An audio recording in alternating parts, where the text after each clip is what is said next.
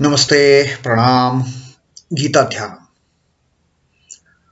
ओम पार्थाय प्रतिबोधितां भगवता नारायणेन स्वयं व्यासेन ग्रथितां पुराणमुनिना मध्ये महाभारतम् अद्वैतामृतवर्षिणीं भगवतीम् अष्टादशाध्यायिनीम् अम्ब त्वामनुसन्दधामि भगवद्गीते भवद्वेषिणीम्। O Bhagavad Gita, with which Lord Narayana himself gave enlightenment to Arjuna, the ancient sage Vyasa included it in the Mahabharata. O Goddess, showerer of the nectar-like knowledge of non-dualism contained in your 18 chapters, O my affectionate mother, the destroyer of rebirth, I meditate upon thee. Krishna Vandana.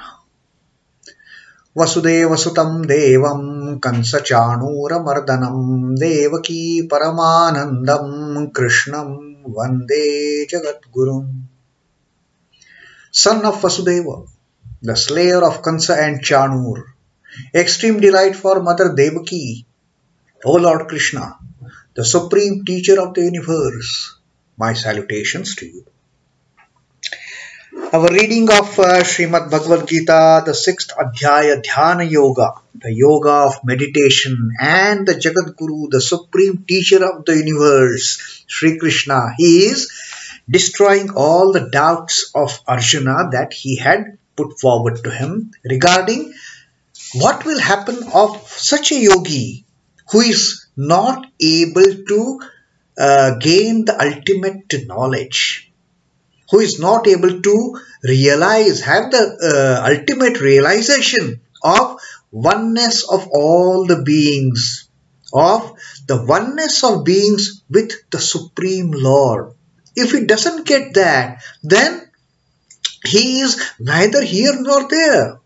And Sri Krishna says, no, my dear child, a very, very loving and affectionate teacher, he is addressing Arjuna, he is removing his doubts. He is saying, no, my dear child, no, Tata. So affectionately, Krishna is addressing Arjuna that Durgatim na gacchati kalyanakrit. The person who is on the right path, the doer of good, he will never get into any durgati, any afflictions. And then in the previous shloka that we read, the 41st shloka, he actually told what happens in the afterlife of such a person, after such a yogi having treaded the good path, although he may not have succeeded on it, because some amount of little harmless desires still in the mind, which is not allowing that yogi to fix his mind on the self and get that self-realization. All those tidbits, tiny, small desires, those desires may not be harmful at all. Maybe a very innocent desires, like Sri Ramakrishna had said. Those innocent, harmless desires have prevented this yogi from liberation, from mukti, from moksha, of attaining oneness with the Paramatman. And therefore what happens? Sri Krishna said, Prapya punya krutan lokan ushitva shashvatihi samaha shuchinam dhīmatām gehe yoga bhrashto bhijayate. Such a yoga bhrashta, such a person fallen from the path of yoga, fallen on the path of yoga, of not realizing the self, he takes birth in a house. Gehe. What kind of house? Shuchinam dhīmatām. The house of purity, the house of holiness and prosperity. He takes birth there again after he leaves the body, physical body, when that Jivatman dwells in the eternal plane for some time, maybe for a long time. Punyakrutam, having treaded the path of righteousness, he dwells in that realm of righteousness. Shashwati Samaha, everlasting period for a number of years. He will dwell there, Ushvita. And then he will come to a place, he will take a birth in the house where the tendencies of the people in that house are filled with piety, purity, holiness, and there is also a prosperity. Prosperity for this Jivatman to fulfill those unfulfilled, harmless, innocent desires to dwell on this path. That is one aspect that Sri Krishna taught us in the 41st shloka. Now in the 42nd shloka also Sri Krishna says there is another way. There is also another possibility.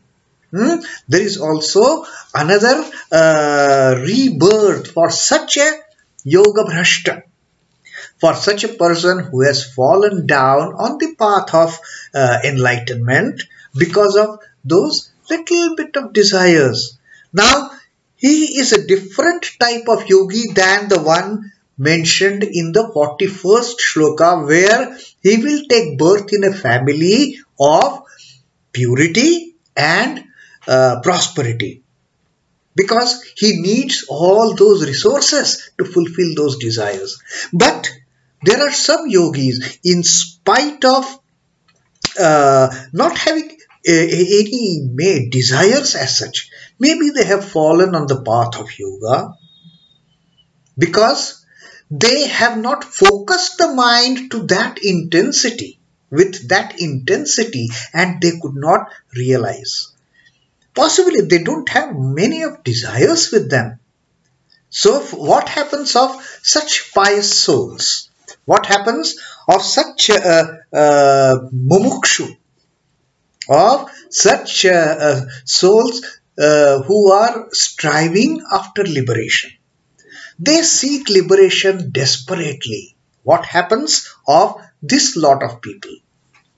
Sri Krishna says, athavā yoginām kule bhavati dhīmatām etad durlabhataraṁ loke janma īdṛiśham. Now there is another lot who may not need a house with great prosperity to be born into, because their desires may be very meager. Maybe just chanting the name of the Hari, Hari Bol, Hari Bol. That may be their desire which they couldn't fulfill, and they couldn't attain this realization because of that unfulfilled desire. They may not need a place where there is lot of prosperity to fulfill those desires, to fulfill the monetary requirements to fulfill those desires. So such souls, what happens? Sri Krishna says, athavā yoginām kule bhavati dhīmatām.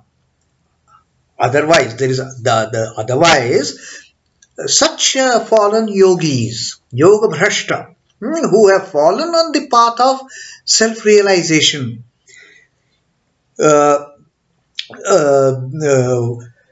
kule bhavati dhīmatām. They will be born. Bhavati is born. They take birth. Kule, in the family of dhīmatām, of the wise people, of the learned people, who there is a tendency of realization within the family. We do come across families where generation after generation people have attained great knowledge. Such families, they are pure to the core. They may be householders, yes. They are, of course, householders, because these great souls have born those families. But They are so much filled with devotion. They are so much filled with faith.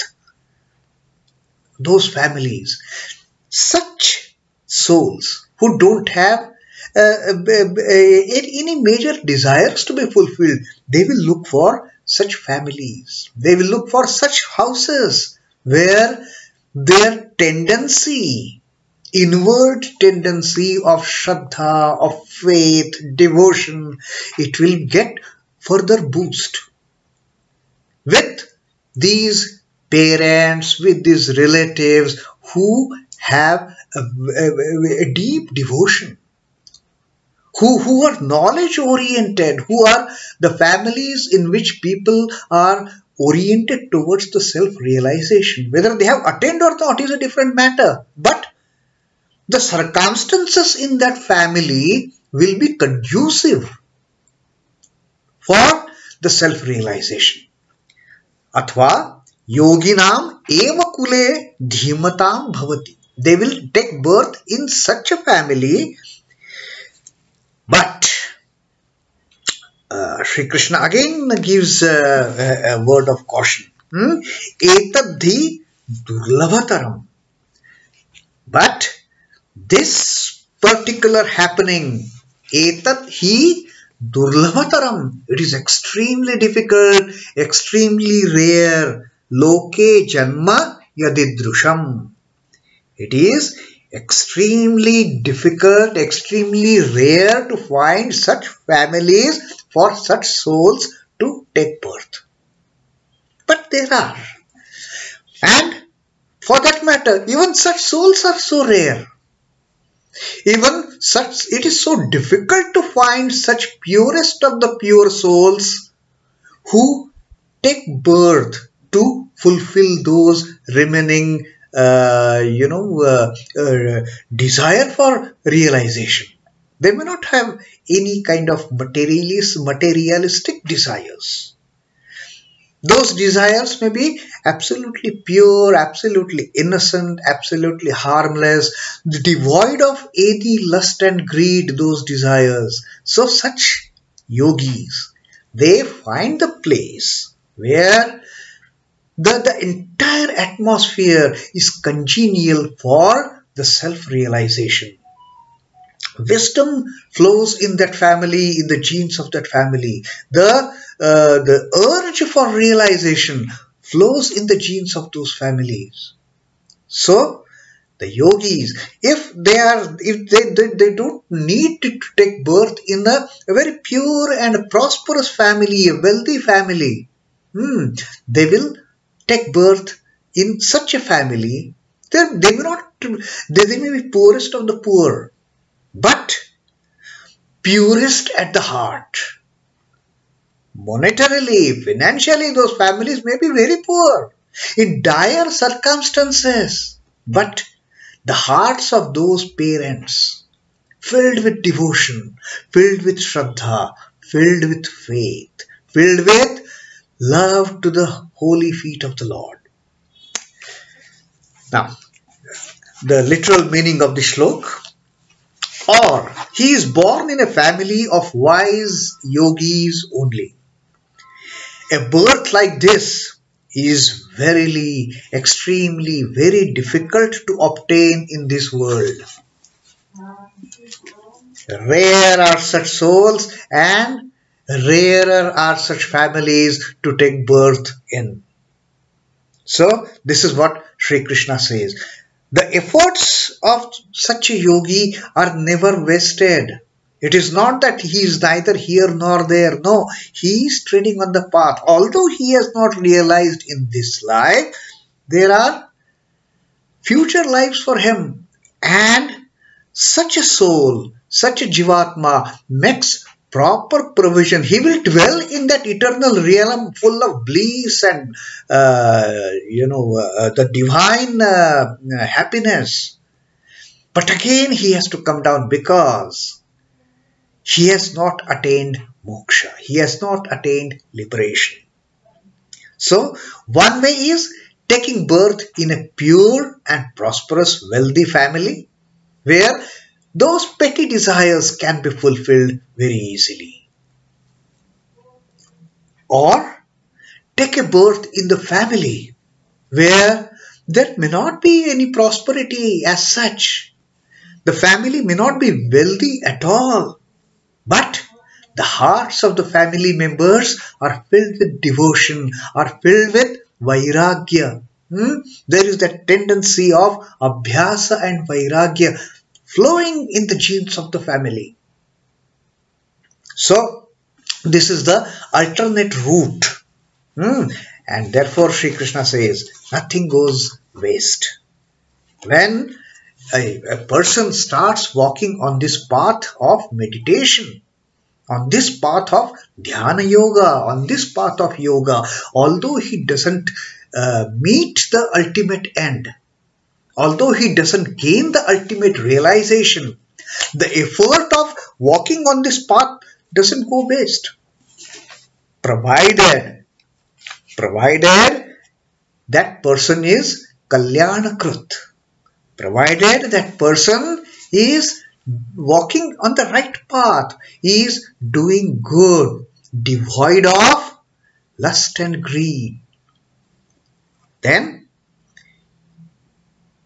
he will have these two alternate routes to take rebirth and to continue the journey from where he had left, from where she had left in the previous birth.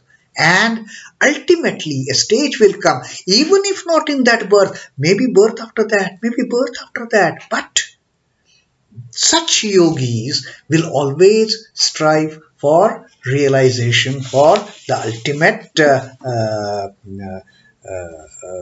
oneness with the Brahman, with the Paramatma. That is what they will be striving all the way. Nothing goes waste. So this is these are the assured words of Sri Krishna to Arjuna, that don't worry, tread on this path. If not in this life, maybe next, you yourself will choose either of these two paths. Either a place with a good amount of purity and wealth, or a home which is filled with faith, devotion, shraddha, which will lead the aspirant, which will lead the yogi towards the ultimate goal. So that was the 42nd shloka of the 6th adhyaya, the Dhyana yoga of Srimad Bhagavad Gita. Om Namo Bhagavate Vasudevaya.